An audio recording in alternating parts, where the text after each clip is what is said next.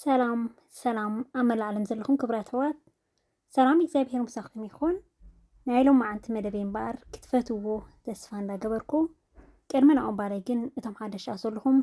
ላይክ ሳብስክራይብ ኮመንት እንዳገበርኩም ንዚ መዓልታዊ ሒዘ ዝመፅእ ቪድዮታት ተኻፈልቲ ክትኮኑ ብክብሪ ዕድመኩም እቶም መሳይ ፀናኹም ከዓ ከም ቀደምኩም ምትብባዕኹም ኣይፈለየኒ እዚ ቪድዮ ብላይክ ጀምርዎ ናይሎም መዓንቲ ሒዘልኩም መፅየ ዘለኹም በኣር ኣብ ምእተው ከም ዝረኣኹማ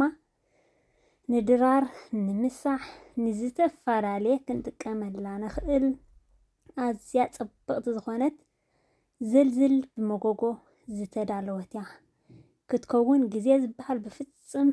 ኣይትወስድን እያ እታ ግዜ ትወስድ ተቓሚማ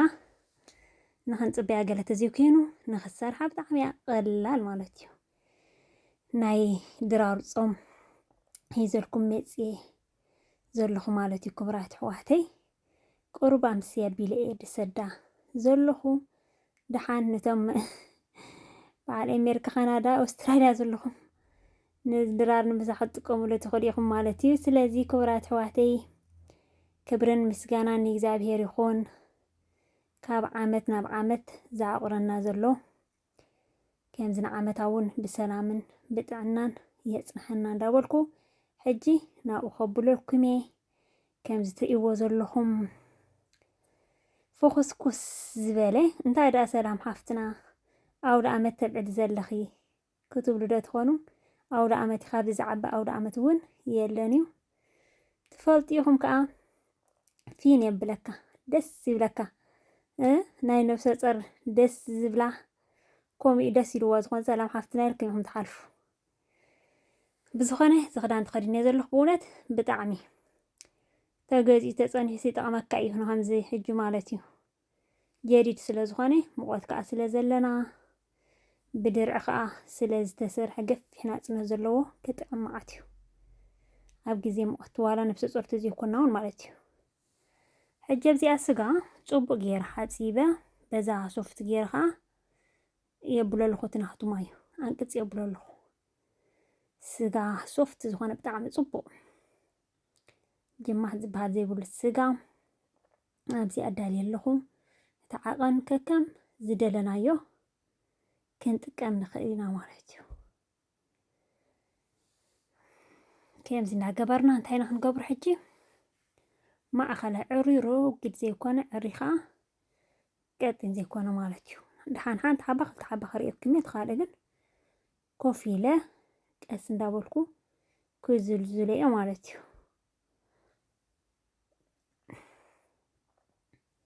ከምዚ ትሪእዎ ዘለኹም ዓቐን ጌርና ሽማዕረ ጌርና ንቆርፆ ሽዑ ንኽንዝልዝሎ ከዓ ኣየሸግረናኒ ማለት እዩ እንታይ ዝዓብስ ደገ ወፂኻ ሬስቶራንት እንታይ ዝዓብስ ኣብ ገዛና ዝፀፈፈ ዝበለፀ ኣብ ገዛና ከምዚ ግበር ኣቢልና ደስ ዝበለና ዓይነት ምግብታት ማለት እዩ ክነዳሉ ንኽእል ኢና ኣብ ገዛና ነዳልዎ ብፅፉፍ ኩሉ ነገር ማለት እዩ ካብ ስጉእ ጀሚርካ ቀመም ዓቐኑ እንታይ ንገብረሉ ቅብኣት ብጣዕሚ ናይ ገዛ መግቢ ዘርክብ የለን እዩ ሓደ ሓደ ግዜ ወፂኻ ምስ ስድራኻ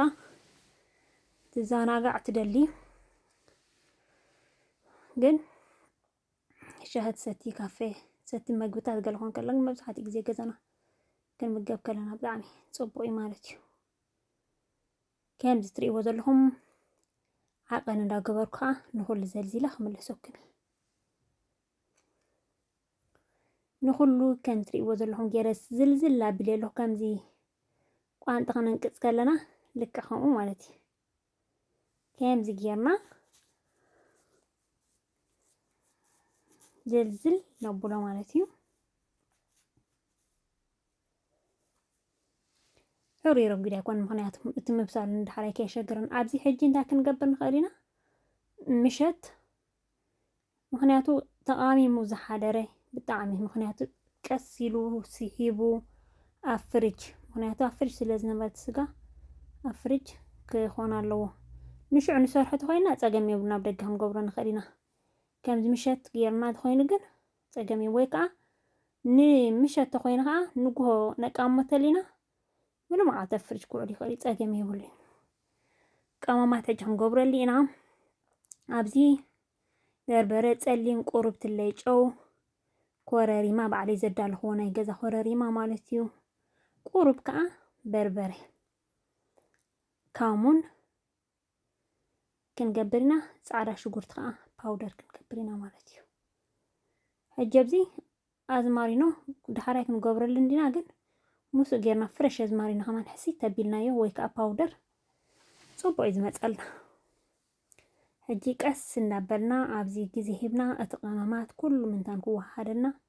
ክንሕብሮ ኢና እንደገና ከዓ እንታይ ክንገብረሉ ኢና እስከ ዘይቲ ኦሊቭ ኦይል ከዓ ክንገብረሉ ኢና ኣብ መጎጎ ጌርና ስለንዳልዎ ከም ትሪኦ ዘለኹም ጌር ሕሲ የቢለይ ኣለኹ ዘይቲ ኦሊቭ ኦይል ገይረሉ እንዴ ግን የጋጠሚት ካሜራ ወላዕዎ መሲልኒ ምክንያቱ ክሳብ ዝሓስዮ ንዓኹም ክንውሓኩም ስለ ዝኾነ ኣጥፊአ እንደ ክሓስዮ ጸኒሐ ግን እቲ ዘይቲ ኦሊቭ ኦይል ዘይቲ ኣይረኣኹሞን ማለት እዩ ግን ገይረሉ እየ ኦሊቭ ኦይል ዘይቲ ግብር ኣቢልና ዕሽግ ክነብላ ማለት እዩ